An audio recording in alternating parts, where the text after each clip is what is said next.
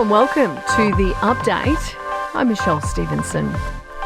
Police have made a major breakthrough in the investigation into the murder of Sydney couple Jesse Baird and Luke Davies, with their alleged killer leading officers to their bodies. A crime scene has been set up on a property in Bungonia, where remains have been found inside surf bags more than a week after they were allegedly shot in Paddington by a serving police officer. Superintendent Danny Davies says detectives visited the suspect in jail this morning and he cooperated with their request for information. He provided assistance to the investigation, were able to provide a location of where Luke and Jesse were.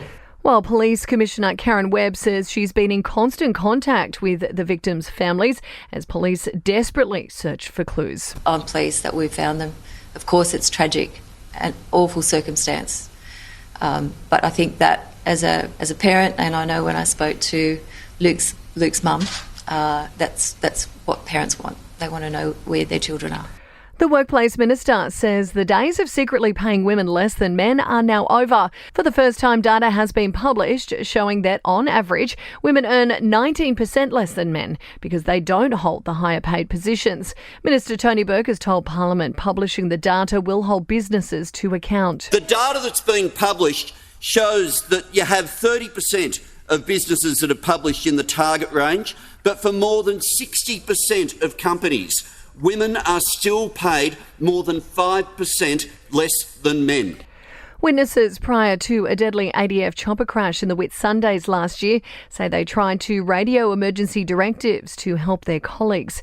An inquiry is underway in Brisbane into the Taipan helicopter accident, which killed 4 Army personnel. Billionaire miner Andrew Forrest has addressed Nationals MPs in Canberra, raising concerns about their push for nuclear energy. He argues it'll take far too long to get new facilities up and running. And Scott Morrison has included the title of Taylor Swift songs as part of his valedictory speech. The former PM, who's quitting politics after 17 years to pursue a career in the private sector, taking up his daughter's challenge to weave Tay-Tay songs in his address. Sport and entertainment are next. To sport, and the Matildas have spent the afternoon training in Melbourne, preparing for tomorrow night's sold-out Olympic qualifier against Uzbekistan. And Manly has named 3 new signings in its side for the NRL's Las Vegas season opener. In your entertainment news now, and Taylor Swift's camp has broken its silence after the superstar's dad was accused of assaulting a pap in the early hours of this morning in Sydney. 71-year-old Scott Swift is accused of striking a 51-year-old photographer, but a spokesperson for Taylor says they were being aggressive. Meantime, Swift has jetted out of Australia. The global megastar now leaving the country after 7 sellout concerts in Sydney and Melbourne to continue her Eras tour in Singapore.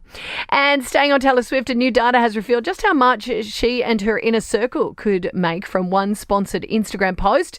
Tay-Tay could command around $640,000, while her NFL boyfriend would make around $35,000 per post.